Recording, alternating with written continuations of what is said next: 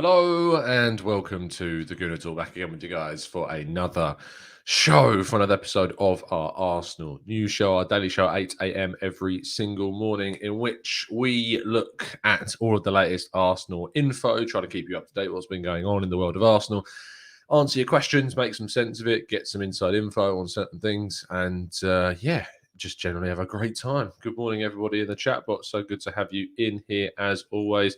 Colin, Matt, Amin, Matt, Black and Blanco, Bungle, Tom, Olu, Rothvaries. Thank you so much, guys.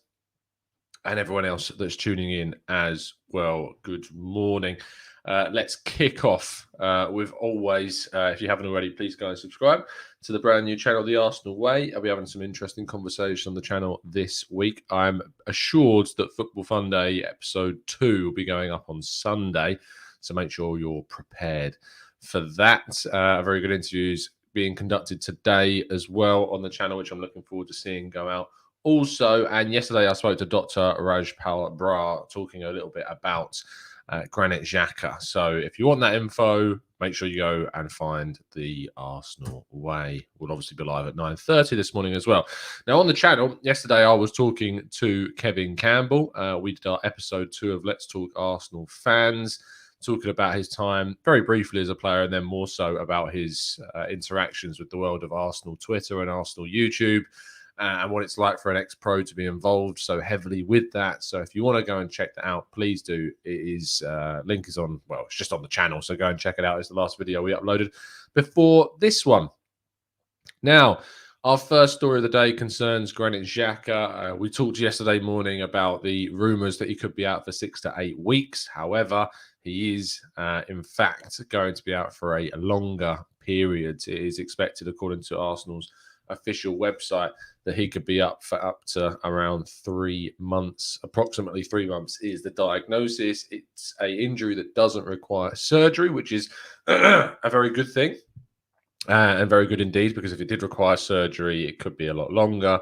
But because he hasn't damaged his ACL, it's his MCL that is, well, it's a medial knee ligament, as far as we're aware. So if that is the same as the MCL, I'd rarely know all of my ligaments from my muscles, etc. But it's an injury that doesn't require surgery, and it's one that a lot of surgeons and physiotherapists say that if you're going to do one of your ligaments, he's done the one that you most want to do, because it takes the least recovery time and it's one of the best ones to come back from in terms of an injury. We've also got the fact that he's not the most athletic player in the world, and so therefore, because of that, obviously he's not going to be able to, well, he's not going to be coming back from the injury and worrying about the same thing as, say, Hector Bellerin, where he lost all of that pace because of the recovery from the injury.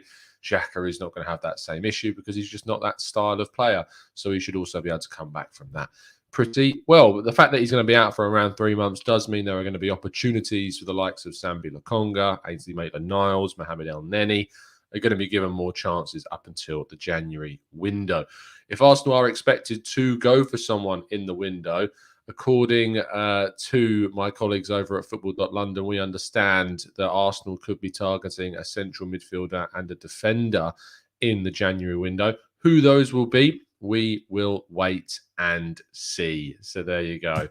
Noah Lang, of course, has been linked previously with Arsenal and still is being linked with Arsenal. And obviously, when we get linked with someone with the Belgian league, I like to chase some things up. And I spoke to our good friend Sasha Tavolieri, who tells me that the interest is genuine from Arsenal, but in terms of kind of movement on this deal, there isn't any at this point in time. In fact, he's not moving in regards to a bid. There's nothing in regards to an offer.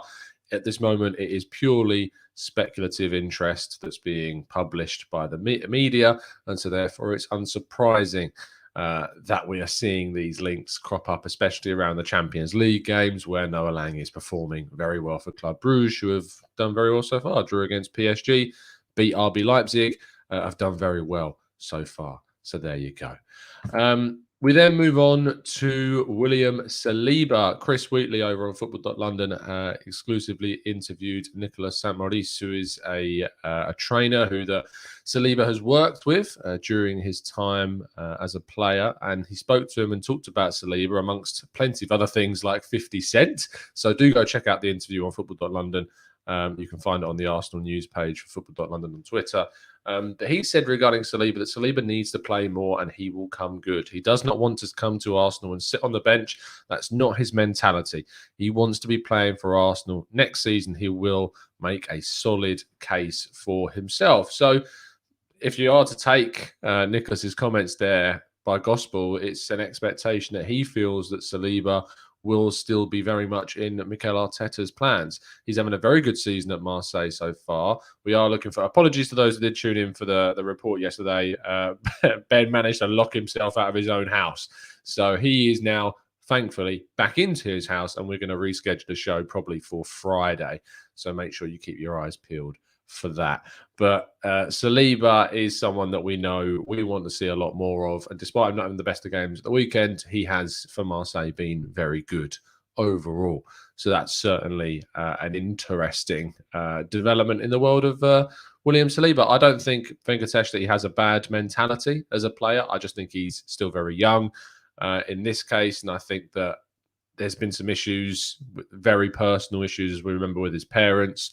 I also think we have to remember that he's never played for Arsenal, and he's had obviously a lot of time not playing at all, because I think it was in something like 3 years he played 38 league games because of injury, because of COVID, and because of other things as well. So he needed this loan deal. He wasn't going to play this season because we had Ben White being brought in, but next summer we could be moving on.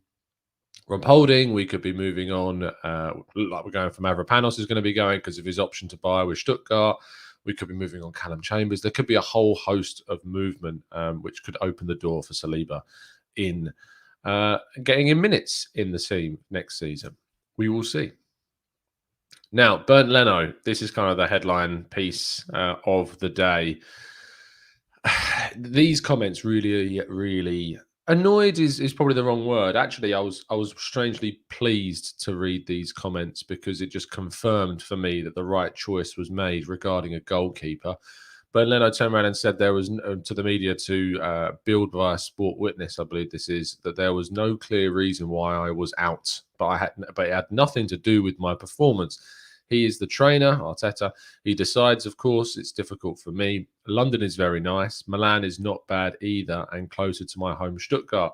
But I'm not seriously thinking about that yet. I feel comfortable at Arsenal and in London. Only if nothing changes in my situation by winter would I have to think about things. Now, Fabrizio Romano confirmed that Inter Milan are not looking to move for Bernd Leno. They are 100% involved in a chase for Andre Onana from Ajax, previously linked with a move to Arsenal. But Leno, when he says it's nothing to do with his performance, I think that's a stretch, firstly, because he's made some mistakes. He had some decent games. Ramsdale is obviously, for me, and has proven over these several weeks, the better choice to start in goal for Arsenal without a shadow of a doubt. And interestingly, if you read some of the comments that Aaron Ramsdale made when he joins the club, he turned around and said, Leno's been fantastic, but I'm here to win the shirt. He's here to take his shirt. He acknowledged the great performances of his rival and still outlined his ambitions. Now, Leno has done pretty much the exact opposite of that, where he says, there's no clear reason why I was out.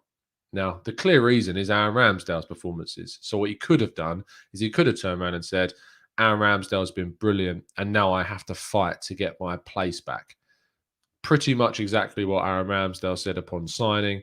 And for me, it's that type of character, it's that type of drive and commitment from a player that I want to see in Ramsdale. Mikel Arteta is buying players that have this drive, have this competition, have this eagerness to win, to be in the team, to start their games, to compete for their places. Ramsdale shows it. Tomiyasu is showing it. Martin Odegaard has shown it. Sambi Lokonga wants to play as much as possible. Even Nuno Tavares is coming and wants to push Kieran Tierney. And Ben White is gradually showing a lot of people why we signed him as well. All of the signings that we've made push us towards the goal of having a team that wants to fight for their place, wants to fight for the Arsenal, and push us forwards. And those comments from Bernd Leno show anything other than that. He's comfortable.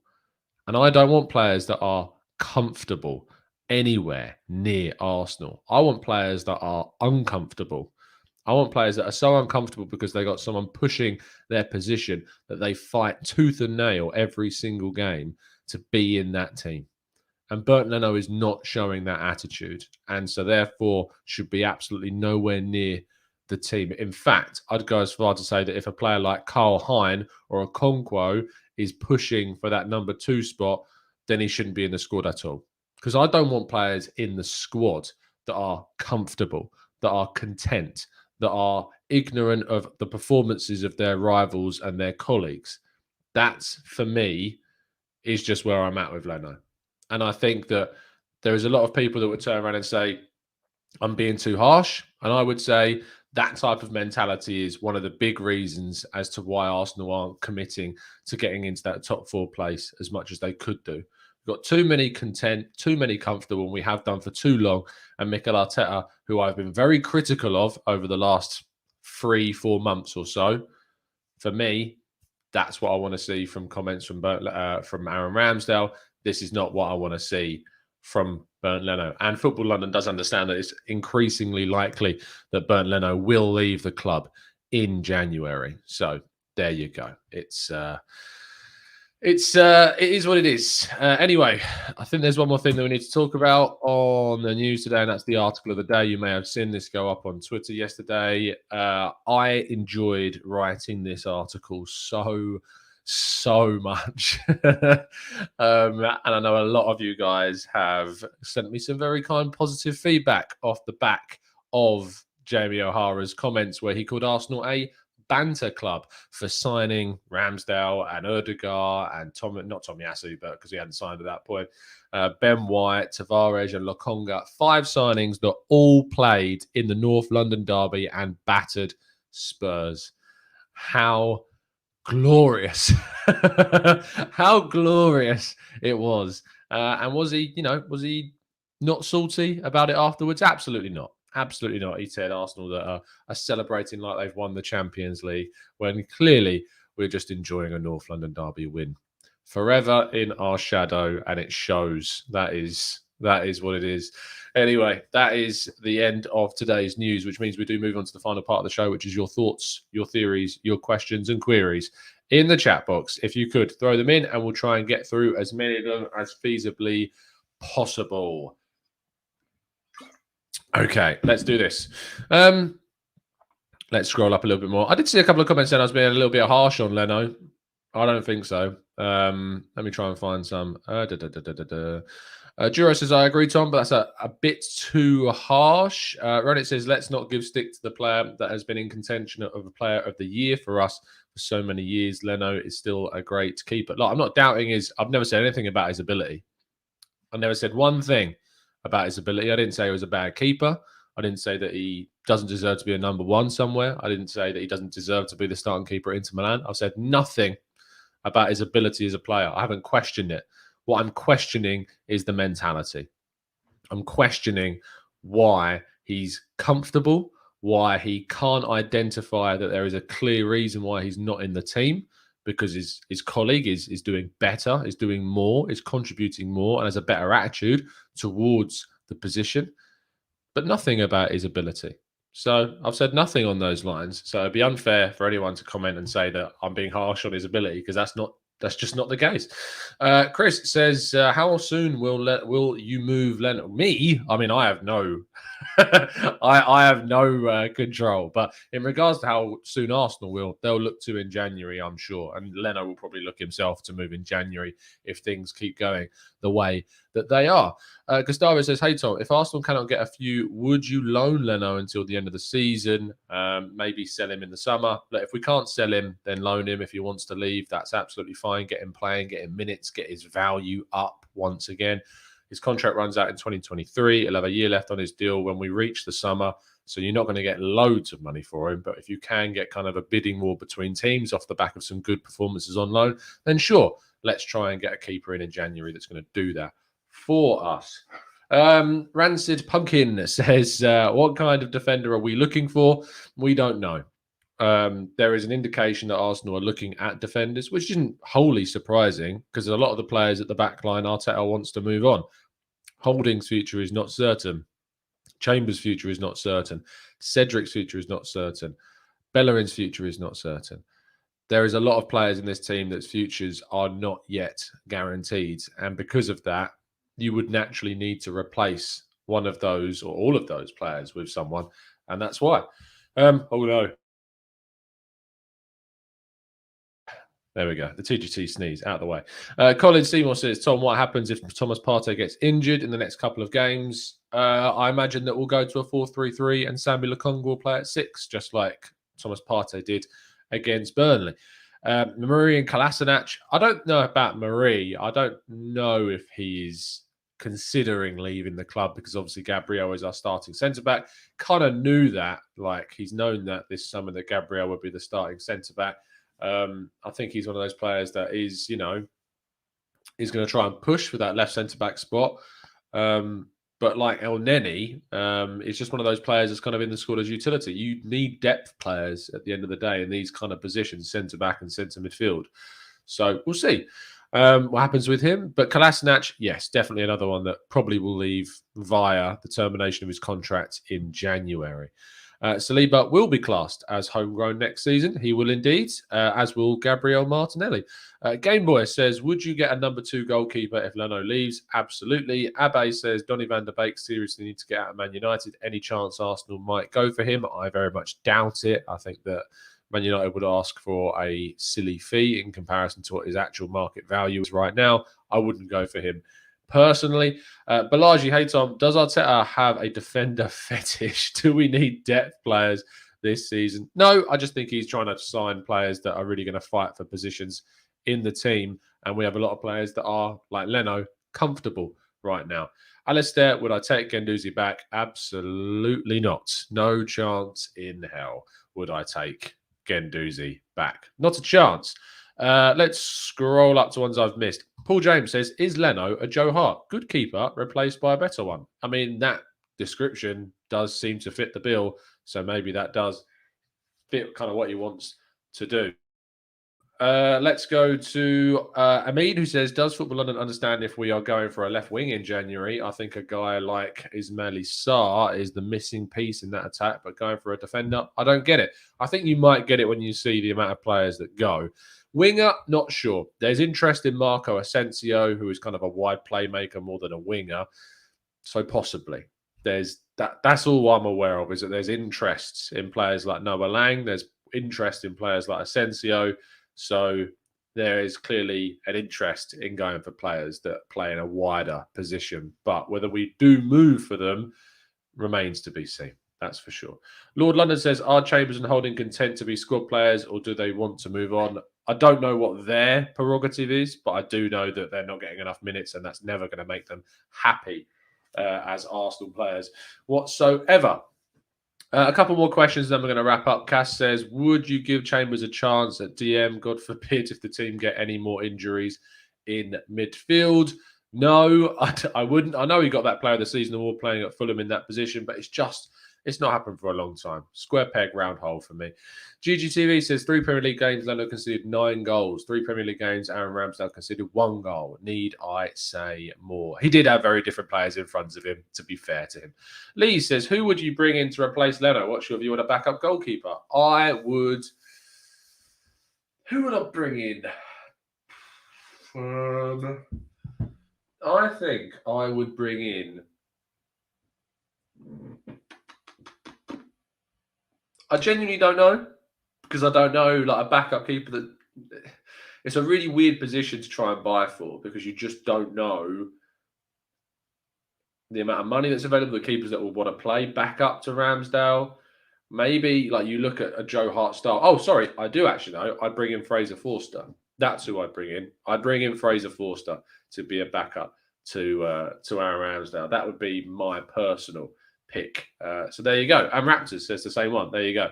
So Fraser Forster is probably a good shout. Yes, I would go for him. Anyway, that is going to wrap up today's show. Thank you ever so much for tuning in, guys. Please do drop a like on today's video and subscribe to the channel if you are new around here with those notifications turned on so you never miss a show. I'll be back a little bit later on today. As always, it's been an absolute pleasure to speak with you. Keep it real, keep it Arsenal. And as always, up the Arsenal.